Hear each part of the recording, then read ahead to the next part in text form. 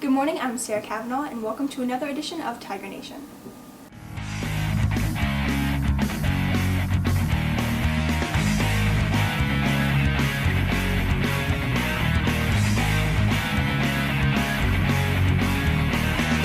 This is Tiger Nation, where we empower our students to become lifelong learners. Tiger Nation, I'm Jermaine Brown, principal of Hattiesburg High School. It is indeed a pleasure to be here. One of my opening lines that I say all the time is, it's a great day to be a Tiger. And what I do is I'm describing and using the word Tigers as an acronym for our students. Tigers stands for our students are tenacious, intelligent, gifted, extraordinary, resourceful, and stellar. Our students are those things and more. As we journey through the 2013-2014 school year, we ask for your support because this is Hattiesburg's high school.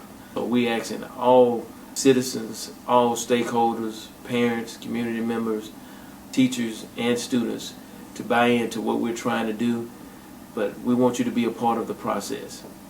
Feel free to visit us on campus, go to our website, or even follow us on Twitter at Hattiesburg High, and just try to find out the things that are going on at Hattiesburg High School, as well as be vocal of some input or some concerns that you have. We embrace that. Again, we're Hattiesburg's high school, and we want to be a reflection of this great city. As of September 20th, there were 23 applications submitted by young ladies at Hattiesburg High desiring to be part of the homecoming court. These young ladies had to complete the application packet, have their parents' permission, have maintained a seat average, have no out-of-school suspensions, and have no more than 10 unexcused absences. Hattiesburg High School's homecoming will be October 25th, and the 2013 homecoming court will display 4 seniors, 2 juniors, 2 sophomores, 2 freshmen, and 1 JROTC cadet. According to Miss Anita Knott, the candidates are highly prepared and ready to present their class. The Hattiesburg Tiger Forensic Department traveled to Oxford, Mississippi last weekend to compete at the University of Mississippi William Faulkner Invitational Speech and Debate Tournament. There were 24 schools represented at the tournament, and over 320 students competed at different events. Israel Lyons, a senior at Hattiesburg High School, was named the recipient of the Individual Events Sweepstake Championship and the Rose Bowie Memorial recipient. Jarius Adams, a junior at Hattiesburg High School, finished in second place as Hattiesburg Tiger Forensics captured the top 2 places in the tournament. Hattiesburg Forensics will compete next weekend at the Oak Grove Warrior Invitational. The students in Hattiesburg Public School District are fortunate to have several career and technical programs offered to them beginning in the 7th grade. The Director of Career and Technical Education, Dr. John E. Simpson, shared with us some of the new things on the horizon for this department. Hey, good morning. Dr. John Simpson, Director of Career and Technical Education for Hattiesburg School District. This morning we're here to announce our the academy that we plan to open at Hattiesburg High School in the near future. Last year I wrote a proposal to the State Department of Education asking that we get permission to establish school academies within the curriculum here at Hattiesburg High.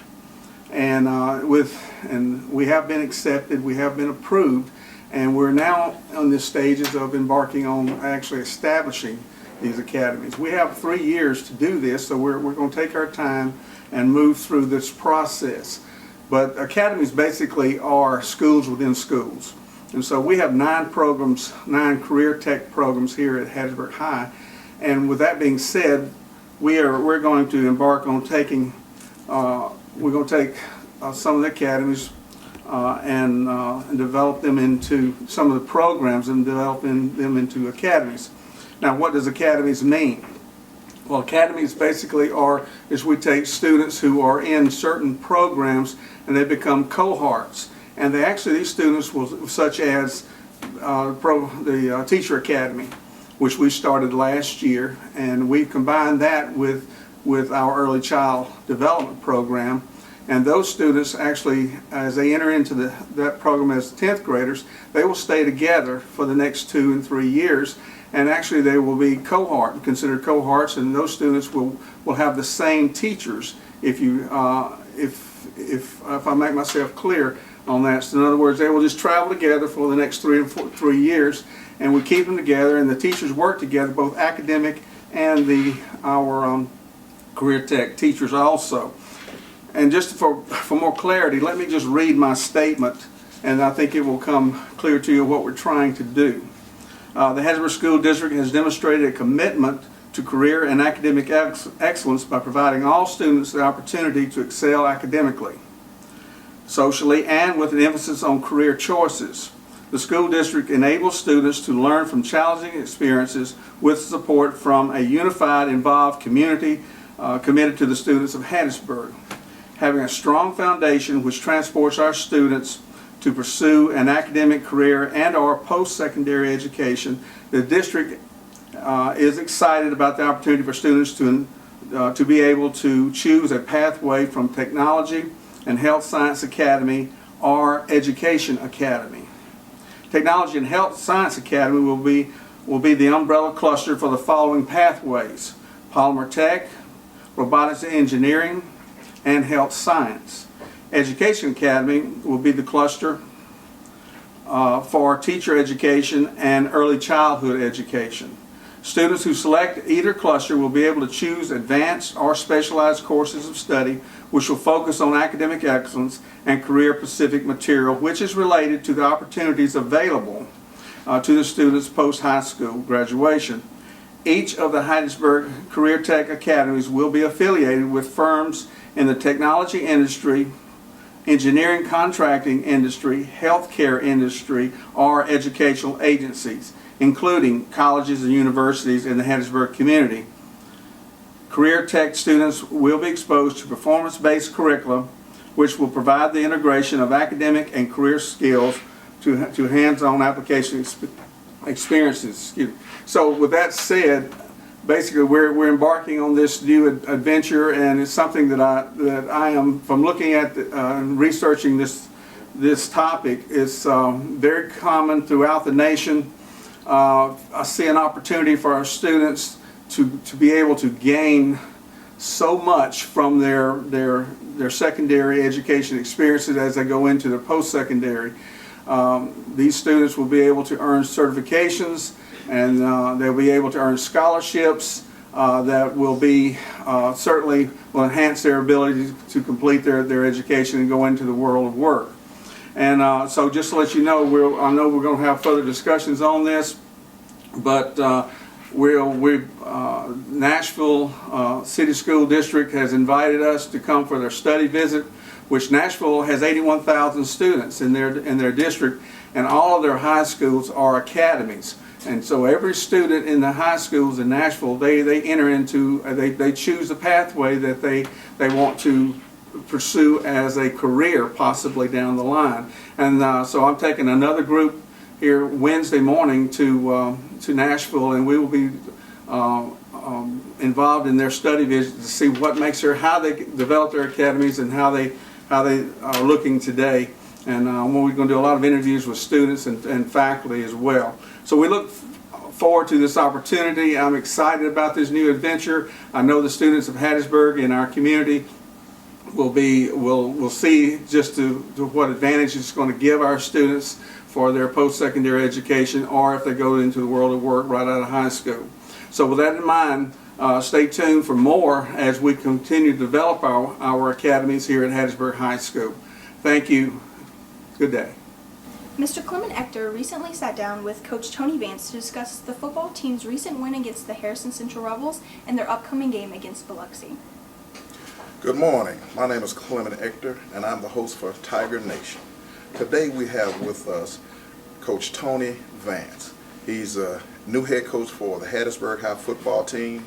Good morning, Coach Vance. Welcome to Tiger Nation. Good morning. Thanks for having me.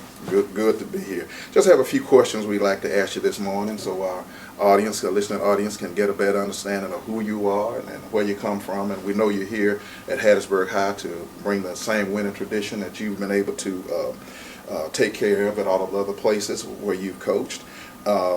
What's your hometown, Coach? Oh, Charleston, Mississippi. Charleston. And I have to say Mississippi because most times say Charleston, everybody assumes it's Carolina, South Carolina, so Charleston, Mississippi. Have to clarify, it's Mississippi. And it's North Mississippi. North between, Mississippi. And most people still don't know where that is, but between Batesville and Grenada. Yeah. Interstate 55. Okay, yeah, I know exactly where that is. Tell us about your growing up experience as a child, just growing up, your mom, your dad, those kind of things. Okay. I was 12 of 13 children coming up.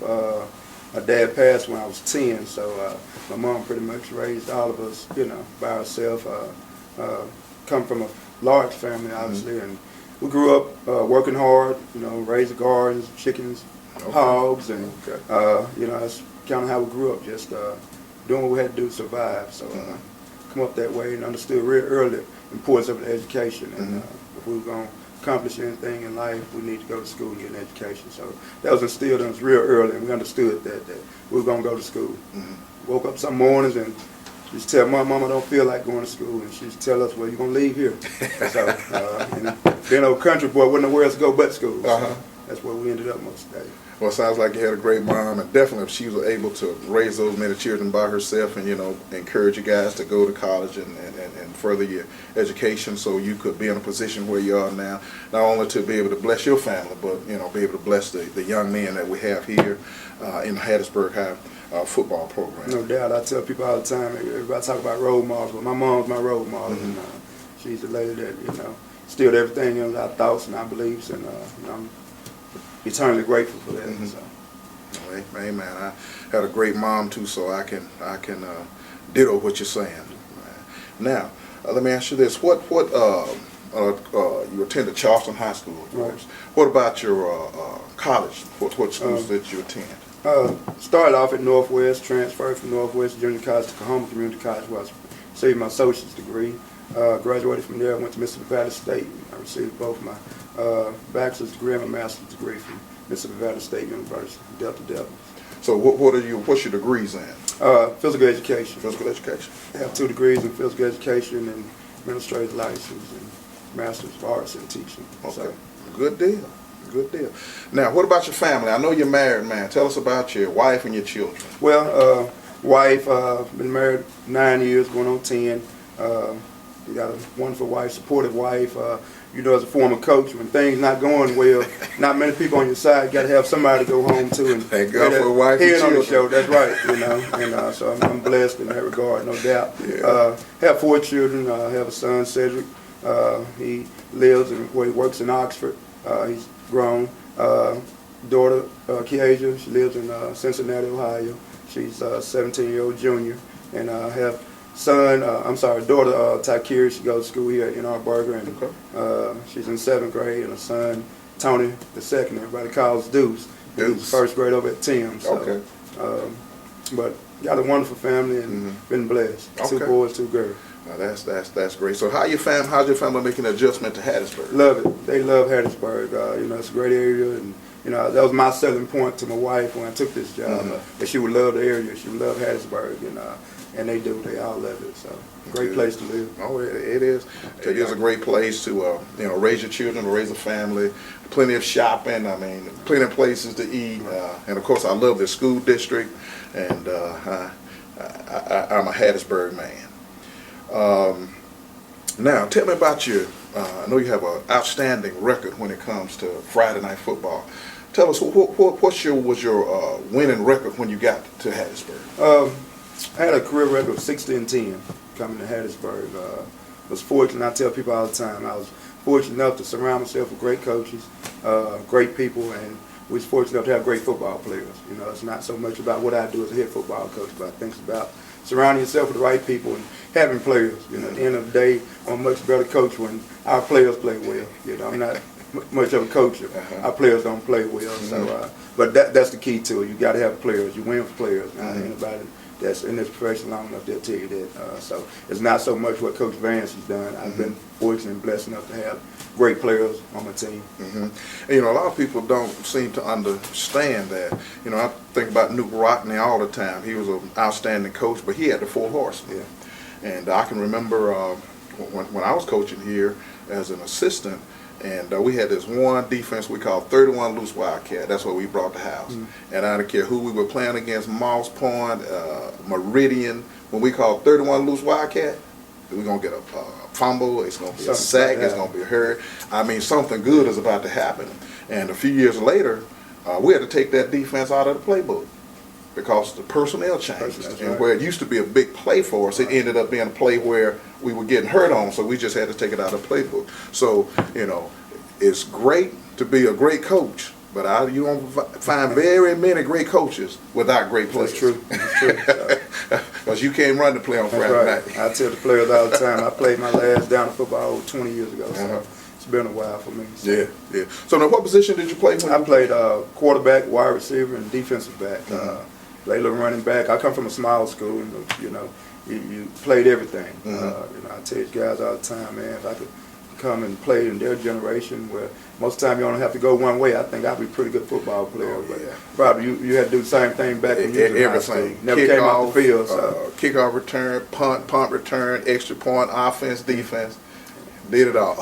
That was it. Never came off the field. So, but you look back over those experiences and you're thankful it gave you opportunity to learn a lot of football. So. Now, I heard a touching story about your life. Did you donate a kidney to someone? I did. My mom been on dialysis for about 10 years.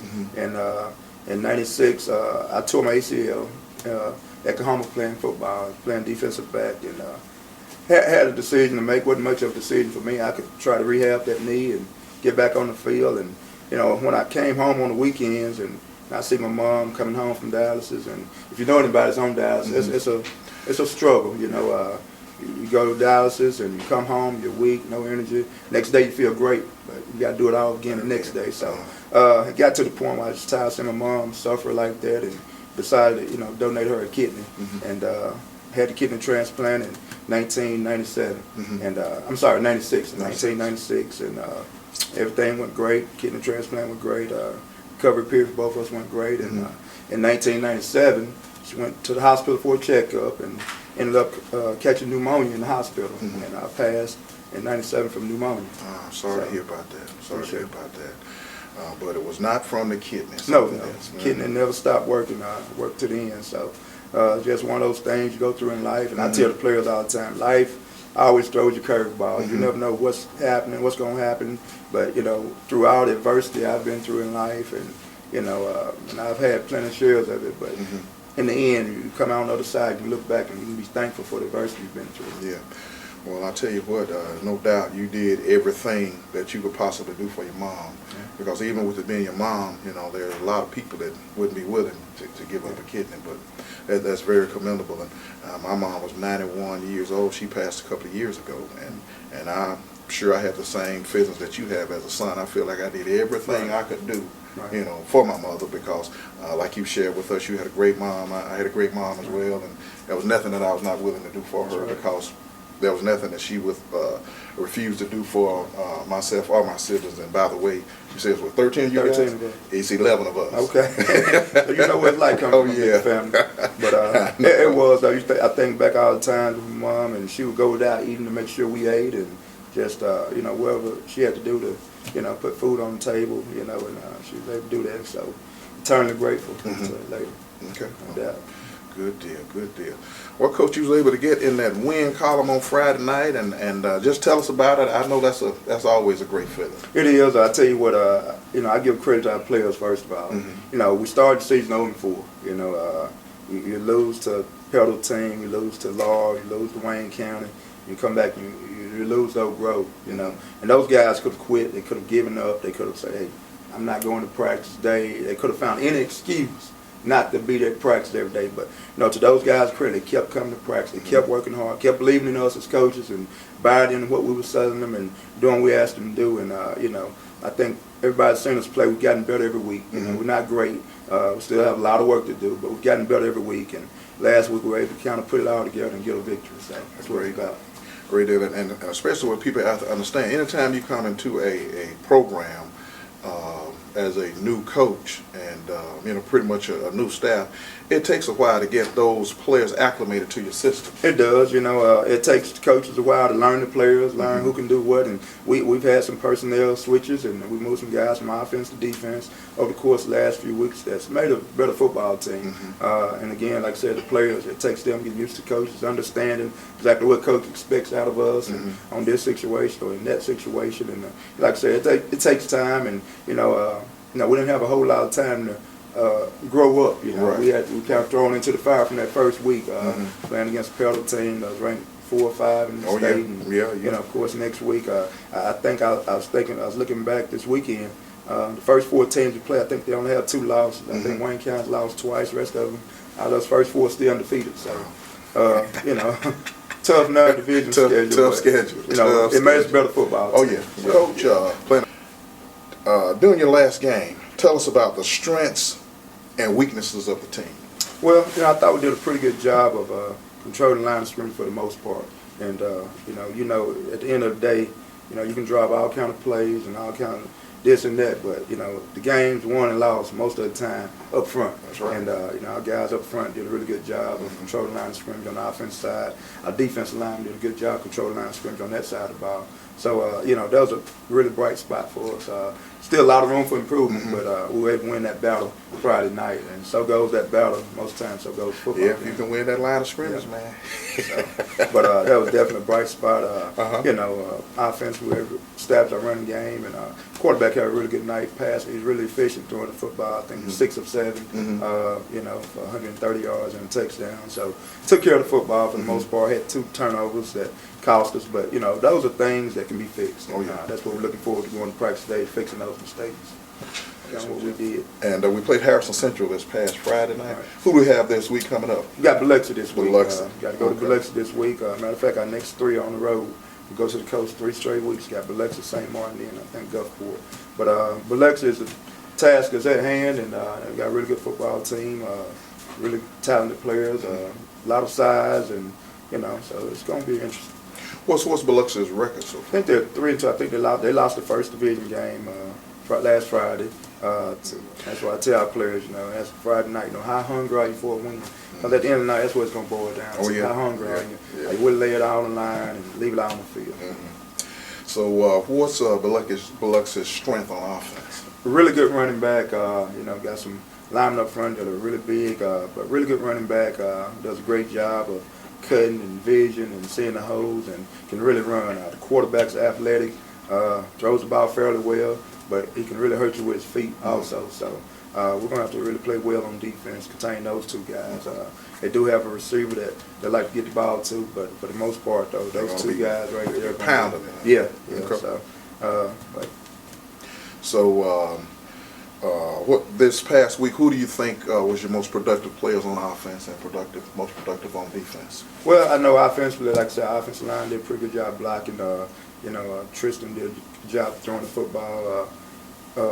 Willie Hartfield, probably came through really big for us. I think he had 5 of the 6 catches maybe, and got maybe close to 100 yards receiving and a big touchdown against one of the better defensive backs, in the state.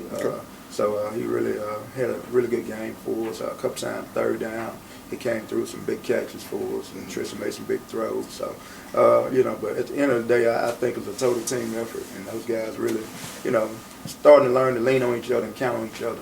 That's what we have to do. Share with the audience some of your philosophies as it relates to the team. Okay, I believe that it doesn't just start on the football field. I think, and I share this with the players all the time. I think it starts at home, obviously, and carries over to the classroom. And I've told them this time and time again. When we start winning in the classroom and away from football, because to me that's the big battle. Can they do right while they're at school? Can they be where they're supposed to be when they're supposed to be there? Can they do right at home and be where they're supposed to be when they're supposed to be there?